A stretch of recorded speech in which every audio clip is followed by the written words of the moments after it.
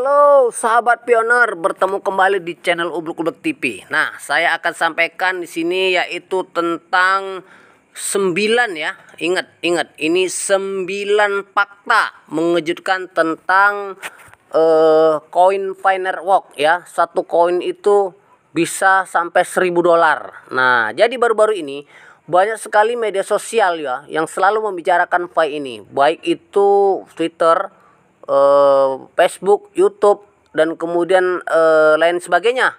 Jadi setelah mainnet harga awal $100 atau $314 atau $1.000, nah prediksi beraneka ragam yang punya alasan masing-masing, namun mereka tidak mengatakan apa dasar nilai itu di nilai sosialnya. Saya akan mengulas secara singkat apa yang saya pahami tentang Fireworks, teman-teman. Nah, jadi yang pertama, misi Fi adalah untuk melayani orang-orang biasa di lebih 200 negara di seluruh dunia dalam 2 tahun terakhir. Fi telah berkembang pesat, saat ini ada 33 juta bahkan 35 juta pengguna aktif dan sekitar 95.000 pengguna baru bergabung setiap hari, dan mereka juga menggunakan sistem node untuk penambangan ini. Ini adalah proyek blockchain yang paling cepat berkembang dan terbesar di dunia yang tiada duanya pada saat ini, mengalahkan ya mungkin koin-koin yang terdahulu. Kemudian yang kedua, popularitas Fi ya di Google melebihi 1 miliar, sementara jumlah Bitcoin itu hanya 770 juta pencarian dan Ethereum hanya 226 juta. Fi di Facebook popularitasnya mencapai 208.000, melampaui Ethereum yaitu 162.000. Wih, ini luar biasa banget ya teman-teman. Kalau sudah terkenal segini, mana mungkin ini disia-siakan ya. Jadi yang ketiga ya teman-teman, 4 media sosial terbesar Facebook, Instagram, Twitter, dan YouTube, popularitas Fireworks semua menempati urutan teratas dan akan terus berlanjut. Pi juga masuk daftar pencarian terpanas di WeChat ya, media sosial terbesar di China.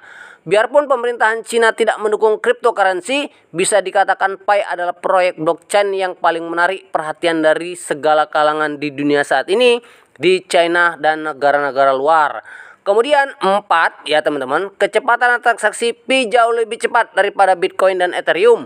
Hasil dari jaringan testnet transaksi dapat diselesaikan dalam hitungan 3-5 detik.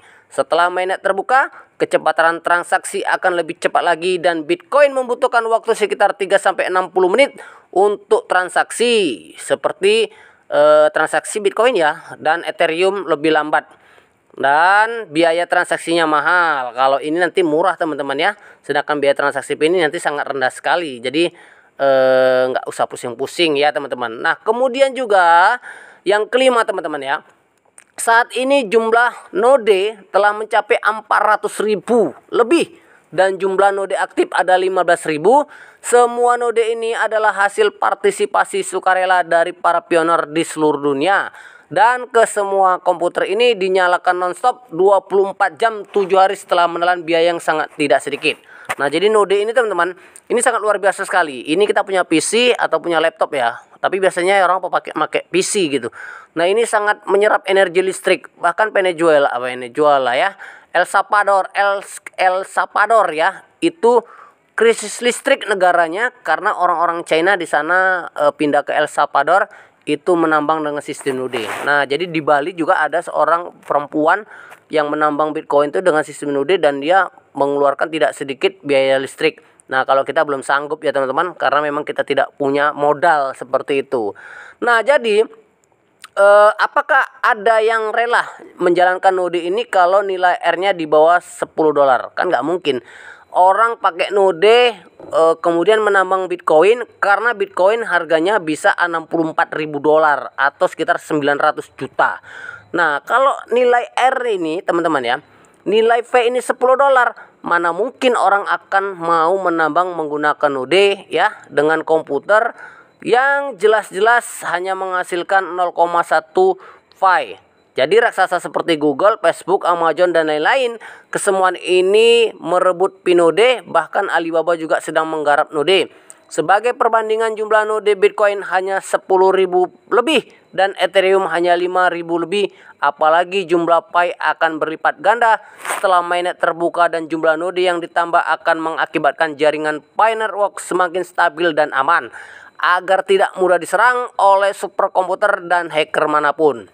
Nah, kemudian yang keenam teman-teman, seiring berkembangnya ekosistem Pi, kebutuhan Ficoin akan lebih besar daripada ketersediaannya. Ekosistem Pi sangat ini ibarat bunga yang hampir mekar sepenuhnya. Hingga saat ini ada lebih dari 38 ekosistem toko online di seluruh dunia dengan 1,5 juta lebih pioner yang ikut berpartisipasi di masa depan. Perkembangan ekosistem akan lebih dahsyat dan akan ada lebih banyak aplikasi komersial yang siap diluncurkan. Dengan begitu memudahkan para pioner untuk mengkonsumsi Picoin untuk memperoleh Picoin lewat transaksi tersebut, serta secara tidak langsung akan terus mendukung perkembangan Pi Network di masa yang akan datang. Nah teman-teman, yang terakhir ya, ini yang ketujuh ya teman-teman. Ya, jadi Pi browser akan menjadi revolusi subjektif ya.